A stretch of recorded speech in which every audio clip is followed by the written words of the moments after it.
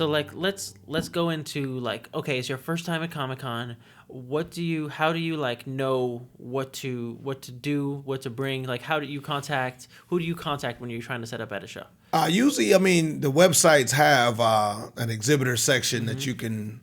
Sometimes it's easy to find, sometimes it's not. Sometimes you got to click through a few menus to get the exhibitor application section. Because you got to keep in mind at the base core, the promoters of the show want to make money too. Yeah. And so they want to sell tickets to attendees and they want to sell booth space. Yep. So depending on what time of year you're looking to book space, you might have a little bit of leverage, but the longer you wait, the more the space fills up and you don't have any leverage. So the first year is rough because most of the time, whenever you're getting started, you're already 6 months behind the game, no matter when you're in, just because there's shows going on all year.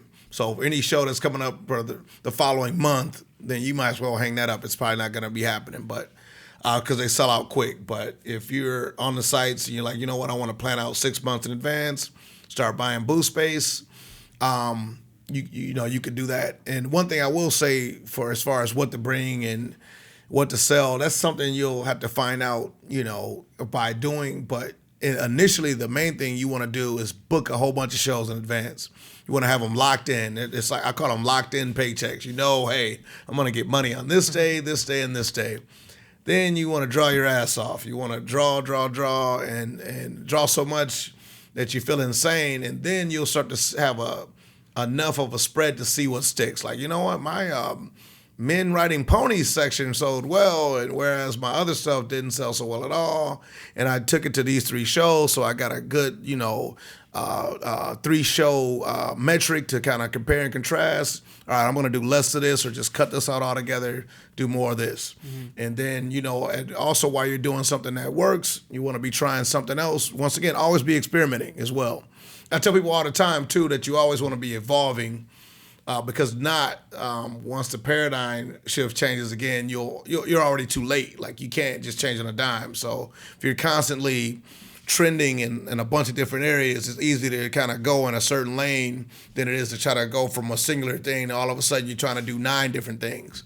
So the short and simple is if you always want to be doing a lot of different things all the time, whether it's a small measure or in large measure, you want to be doing it. Always it's just like stocks. You want to have diversified stocks. You want to have diversified products. All right, now I'm gonna run down a situation with you that I know has happened to you because it's happened to me. All right. I remember it was, I was talking to some guy at the bar, and he was like, hey, I'm putting on a Comic-Con. It's going to be huge. We're going to have this creator, and we're going to do this. And lo and behold, we get there, those creators are there, and there's maybe, 50 booths set up, but not a single person walks in the door. Right.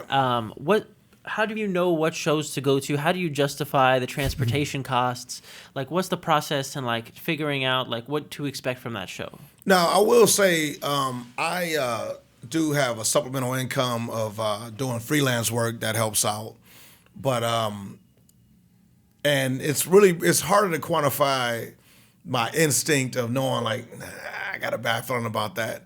Because sometimes I'll go to the website's jank, I'm like, but at the same time, I've seen shows, some of my best shows to date, even now, have really horrible websites. So that's not a hardcore metric. It's just all about gut. A lot of us rely on word of mouth. We're like gossiping old ladies when it comes to like, oh, how was the show? How'd you do? What'd you do? Was the crowd good? And we're pumping each other for information, a lot like stockbrokers would. Yeah. I call it insider stock trading, but it's legal. Yeah.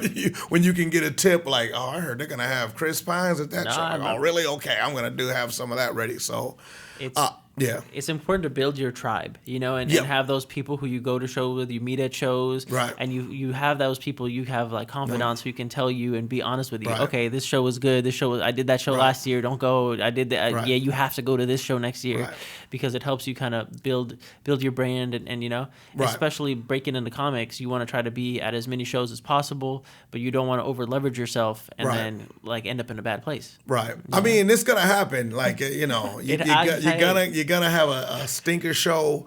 I feel like in the beginning of any business, if I was running any business that I had to do that was set up, that was structured like ours, I'd say do as many shows as possible. Go nuts. and then work backward, like whittle it down backwards. Like there's no need to try to be safe at first. Like, because if you do that, you're basically gonna like blindside yourself from all the missed opportunities you don't know you missed. Yeah, gotta take some risks. You got to take some risks, right? Yeah. So if you're like, oh, I'm gonna play it safe and do 2 shows a year, like, well, damn, you don't like you might have had 3 bad shows, but you missed out on 20 other good shows that would have changed your. There's like having a good show, but then there's once you get the nice network of shows going, it can change your whole income level. I know for me, we went up, at least 3 or 4 income levels from where we were. I mean, we started off dirt poor, but but if I was too risk averse in the beginning, that would have never happened because I wouldn't be out there to have opportunities where, let's say, I met an Omar because I wasn't at that show, and so not to get all metaphysics, but that's how it works. It's like you might even have a terrible show, but at that terrible show, it was so bad that the editor of blah, blah, blah talked to you for an hour because there was nothing else to do.